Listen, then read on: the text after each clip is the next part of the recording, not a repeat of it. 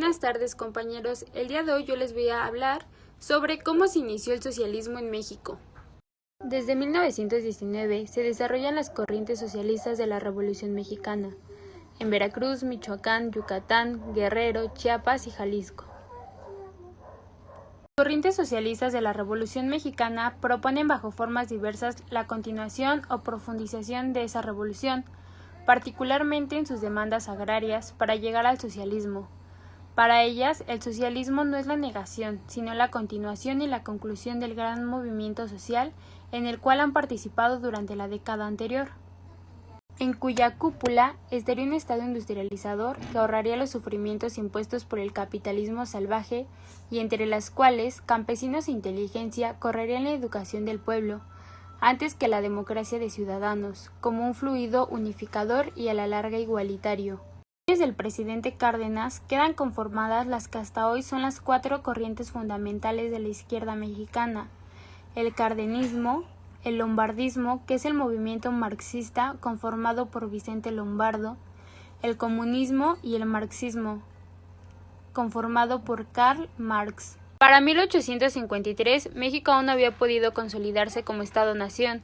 El país recién había logrado obtener un remedio de independencia en la que el viejo régimen se mantenía, en lo fundamental.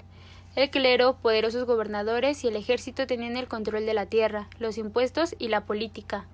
Ninguna de las peticiones sociales de Hidalgo, Morelos y Guerrero se habían cumplido, ni reparto agrario, tampoco la ruptura del latifundio, ni separación de la Iglesia y el Estado, eliminación de impuestos absurdos, ni la modernización del país en lo económico o en lo político.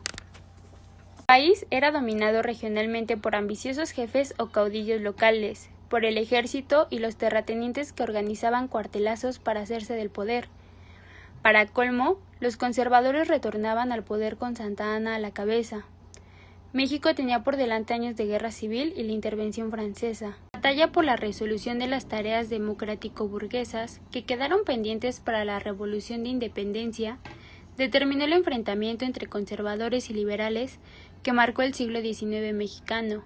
Este contexto será el escenario del nacimiento del primer socialismo en México. A pesar de las inevitables limitaciones propias de su tiempo y circunstancias, en sus mejores exponentes, las ideas socialistas conectan con el pueblo, generan grupos de discusión y debate, abanderan insurrecciones, promueven las primeras huelgas y aglutinan a la primera organización obrera del país, la Cartilla Socialista.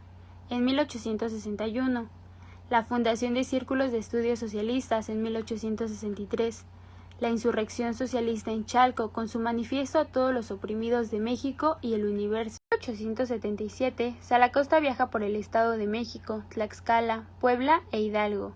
Para organizar el campesinado, organizan la primera asamblea de trabajadores de campo en nuestro país, que conforma el Gran Comité Central Comunero el 15 de agosto de 1877. Entre el comité electo estaba Alberto Santa Fe. En 1886, el gobierno mexicano firma el contrato con Owen para la fundación de la colonia. Se le dan todo tipo de concesiones para poblarla, siempre y cuando el soñador consiga el financiamiento que ha prometido. Los empresarios son gente práctica y sabían que podían perder mucho en el negocio, sobre todo cuando todos en la colonia se infectan de difteria. El sueño imperial de Owen terminaría en pesadilla y el dinero recolectado entre los colonos se perdió. Todos regresaron a su país con amargura y con la cola entre las patas, más pobres aún que como habían llegado. Así terminó la historia de aquellos que intentaron escapar de la sociedad capitalista.